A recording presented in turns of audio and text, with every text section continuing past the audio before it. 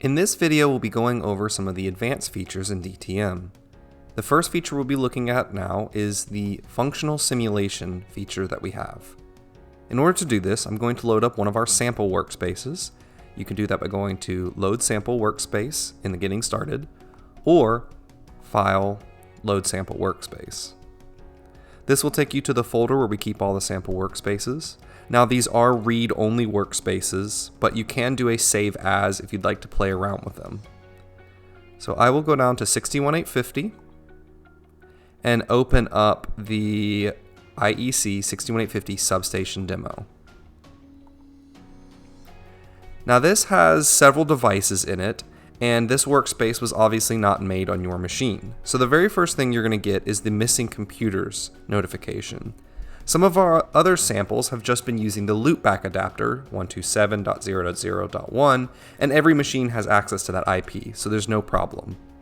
That being said, this workspace is using specific IP addresses that you'll need to add to your system if you don't have them already. That's all this notification is letting you know, is that this workspace was made on someone else's machine and will need to migrate the workspace to your machine. You will run into this if you do exporting and importing of workspaces with your coworkers. So I'm going to go ahead and hit yes, and tell it which machine I'd like to replace the hardware with. I'm going to be using Matt's ThinkPad. And then the workspace will load as normal.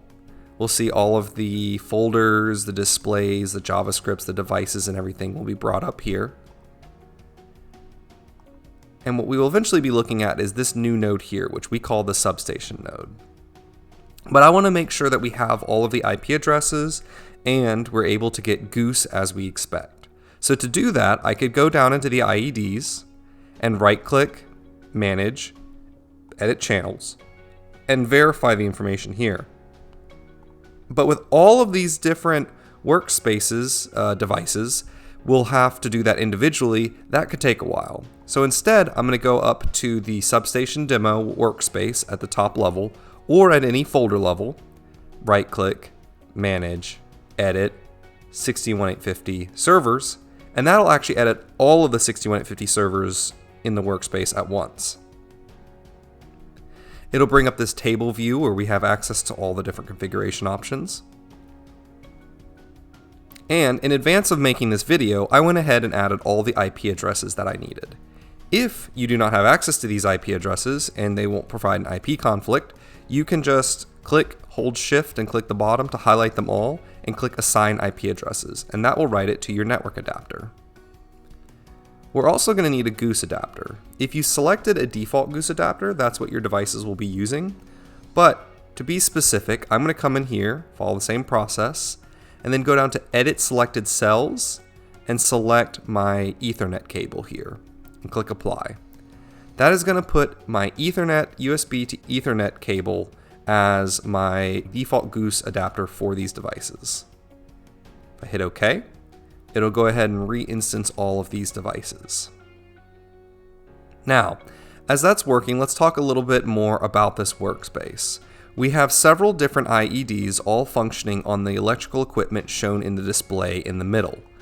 This display is representative of the electrical systems that the IEDs will be monitoring. So for instance, we can see we have a current transformer here seeing 203 amps. If I was to open the breaker, the current value would go to 0.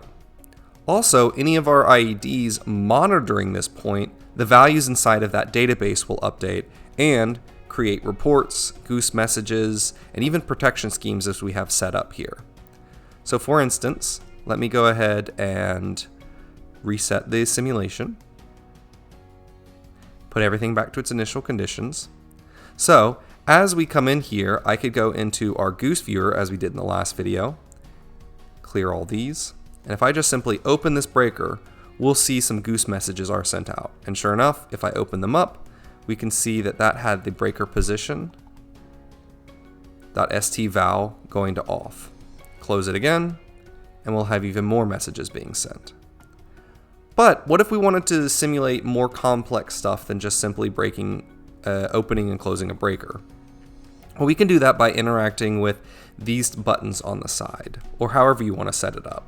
For this sample, we're using buttons to introduce faults on the line. So if I was to click this red button, it would generate a simulated fault on line 1. At which point, our breaker should open because there's a fault due to our protection scheme, and the recloser will engage and try to reclose that breaker. If the fault is gone, the breaker will stay closed and will return to a steady state. If the fault is still detected, the breaker should open again. That's what this button is for. This green check mark over here allows you to determine whether the fault is removed just by opening and closing the breaker or if it's persistent. So for example, if I click this, you'll see QA1 open and close based on some of our protection schemes. And sure enough, it closed. Now if I make that fault permanent, and I do it, the breaker opens, closes, and then opens again, based off of the fault still being there. So let's reset this and do one more thing. The buttons next to the breaker indicate whether the breaker opens or not during the protection scheme process. It attempts to try to open this breaker twice, but let's assume the breaker has been welded shut due to the high currents. If I go ahead and click these twice, that means it'll ignore the first and the second opportunity to open. So now when I click the fault line, we'll see all of the other breakers in the substation have opened to drop the current on line 1 to 0. Now this is a more advanced simulation. It's obviously not auto data changes or CSV file, but it is all done with scripting. So let me show you a little bit on how that works. I'm going to reset everything. So as we have the 61850 simulation side here with all the IEDs, we do have an electrical simulation going on in the background. And that is where we layer our protection schemes. So if I open up this and I'm going to minimize these guys down, we'll see that there's a TX1, TX2, D1, and K1. These are the different voltage levels within this electrical equipment here. So if I go into D1, inside that you will see the line 1, which corresponds to here, TX1 corresponds to here, line 2. Well, we were looking at line 1, so let's go into there. And then you'll see each of the individual components on line 1. So, for example, we have this VT1, which corresponds to this voltage transformer. QC1, that's the switch. QA1, that's the breaker, and so on and so forth. Now, within some of these devices, or some of these pieces of equipment, we'll also have these LNs, and this corresponds with how the device should behave based on its inputs and outputs. So I can go into one of these things, say the XCBR, or into the, let's say, QB1 here, and you can right click on this and then do a show data points. This will give you access to all the data points, either they are inputs or outputs to the simulation, or you can right click and do manage variation and look at the behavior of how this works.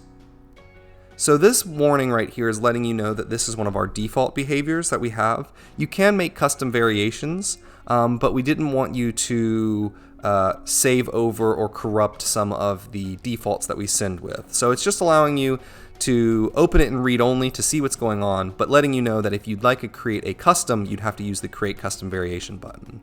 So I'll hit yes here. And that will bring up the JavaScript going on behind the scenes. So you can see where you're initializing and creating variables. There are globals and locals. There is an initialization in here. That's where the initialization is happening. Of course, we have a while true process script events that's just waiting 10 seconds for anything that may occur, such as subscriptions or handlers or things like that. And then of course we have functions in here as well that will get called by our subscriptions, such as set point and reset output, increment count, things like that. So behind the scenes, we have a script on each of the points inside of this electrical equipment corresponding to their inputs and outputs, and following their logical behavior based on that. Then all of the 61850 devices are mapped to individual points on the simulation, and so when they change based on their protection schemes or based on their configuration in the JavaScripts, that will generate 61850 traffic, such as Goose, reports, or even sampled values. So you can see how once you've got the basic tools from the previous video we talked about layered up on top of each other, you can get down to having a very specific simulation, allowing you to not only test the 61850 communication, but also your behavior of your devices within your 61850 substation. And while this whole example has been our IEC 61850 substation demo, this same ideology can be applied to DNP3, 101, 104, or any of the other protocols supported in DTM. Now we're going to be looking at the test managers within DTM. The test managers are a way to organize and automate your tests running on your simulated and physical environment. We have two different forms of test managers. We have the scripted-based test manager and the action-based test manager. Currently I have a workspace open, but DTM does come pre-installed with a few sample workspaces. To look at those, you can go to File, Load Sample Workspace, and then you'll see a folder here of all of our sample workspaces. That's TMW sample workspaces. And then we have a test manager folder here. And inside of that, you'll see our gateway test actions, custom actions, and things like that. So what is a test manager? Well, the first thing you'll need to do to get a test manager to work is to have an environment to run your test manager in. So the environment we're going to be looking at right now is a simple simulated substation, including your RTUs or your outstations, your slaves, your servers. We're using a little bit of each protocol. These devices are going to be what's considered looking at the electrical equipment, the breaker positions, things like that. All of this data is then being transferred up to a simulated gateway that we have.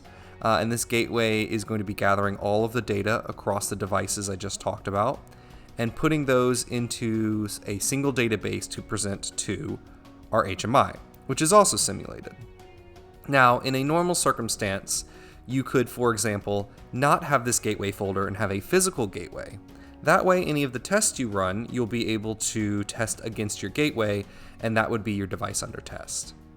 So we'll get onto the gateway tests a little bit later to show off how that works, but I wanted to call out the scripted-based test manager first.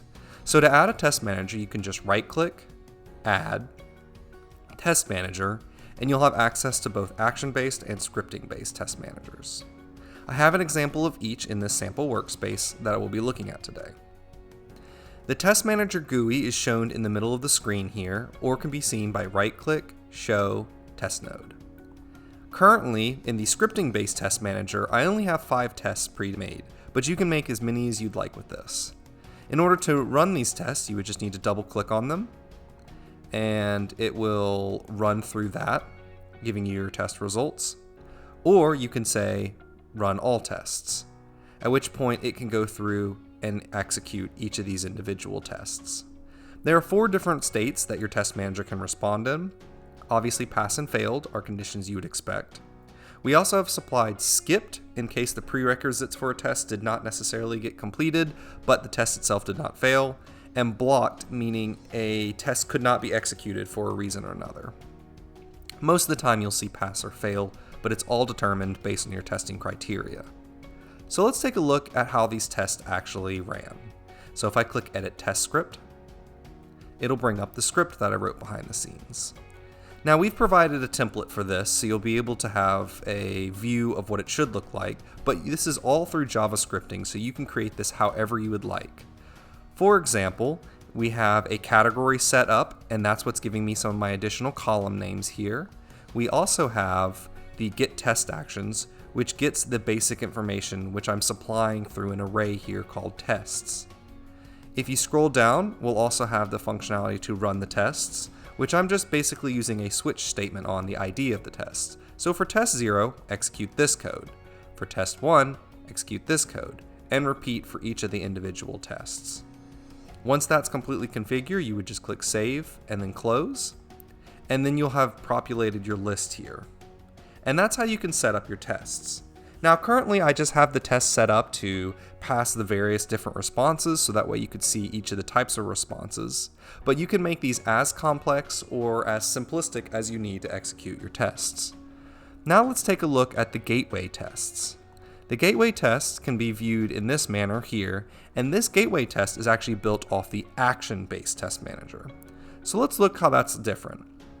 But first, let's look how they are similar. Again, you can just double-click on a node to access the variables and run the tests, or you can multi-select and say run selected tests. That will go ahead and execute each of these individual tests by themselves. You have the exact same GUI. You have the ability to save your state or export results, but what you do have different is manage actions and manage tests.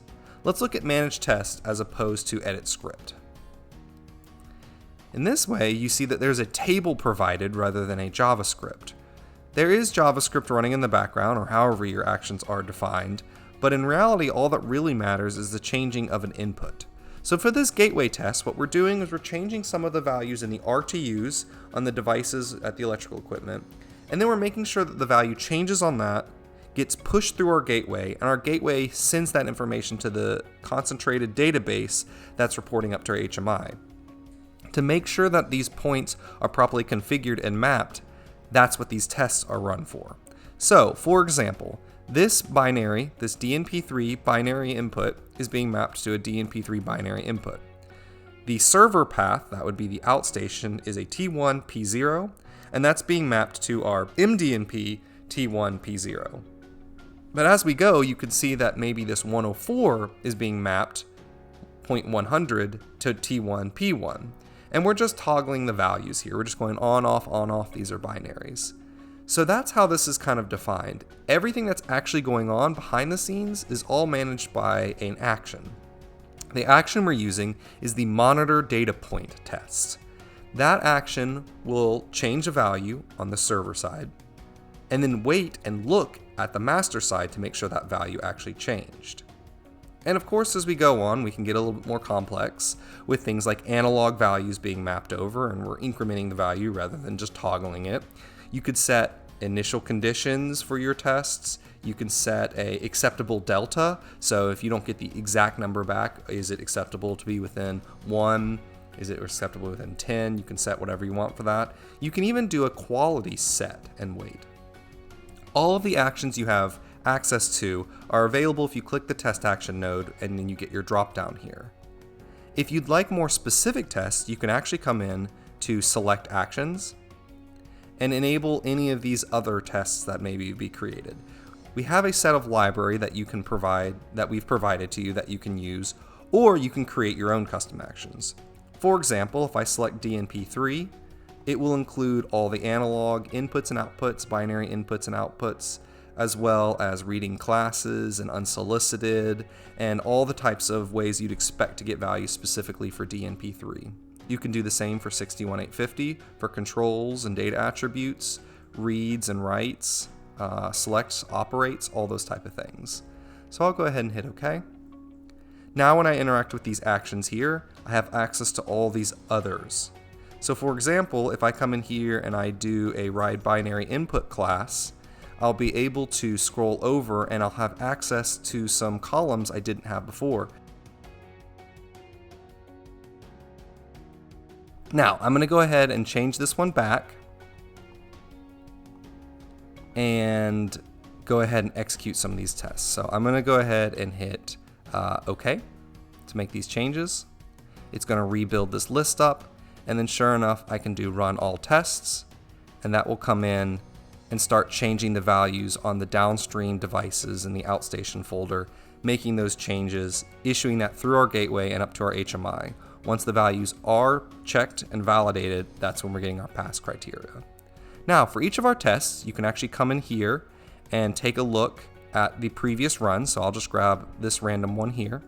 What it's going to do in the log, you'll see it's going to check to see the expected value isn't already what you are looking for, to make sure that you aren't passing the test before it's even run.